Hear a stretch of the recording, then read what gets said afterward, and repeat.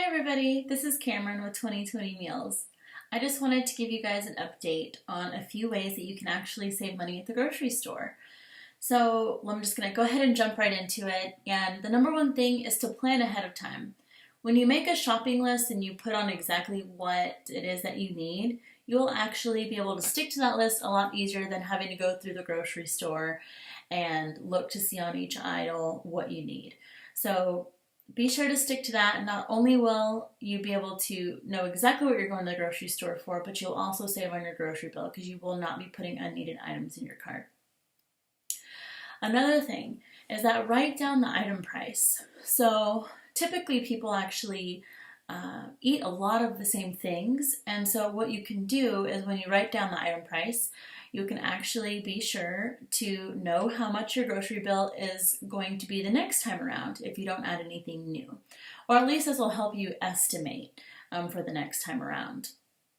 Another great tip is that you should buy in-season produce, because when you actually buy in-season produce, typically the cost is a lot lower from when something isn't in season. You can usually get a lot more for your money. And we also have on our blog a chart that will show you when to buy produce based off of the time of the year.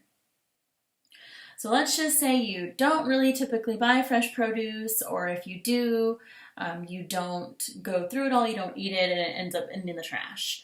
Another great thing is to actually buy frozen produce.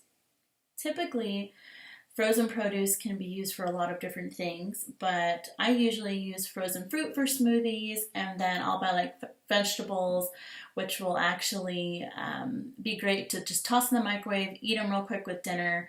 And another great thing for buying frozen is that they're actually packed at the peak of freshness. And you also get a higher amount for the cost. So you'll get a pound versus, spending, the fresh produce area, getting half a pound for the same price. So just kind of keep that in mind. And also it is fresher items that are packed at the peak of freshness.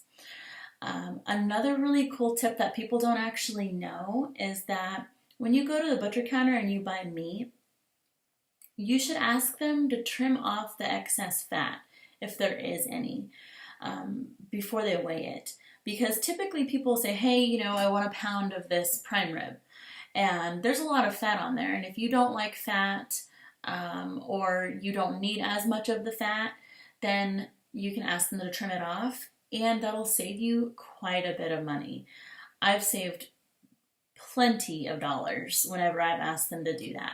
So just try it out and see what they say. Sometimes it works, sometimes it doesn't, but most of them have done that for me. Just give them a little smile.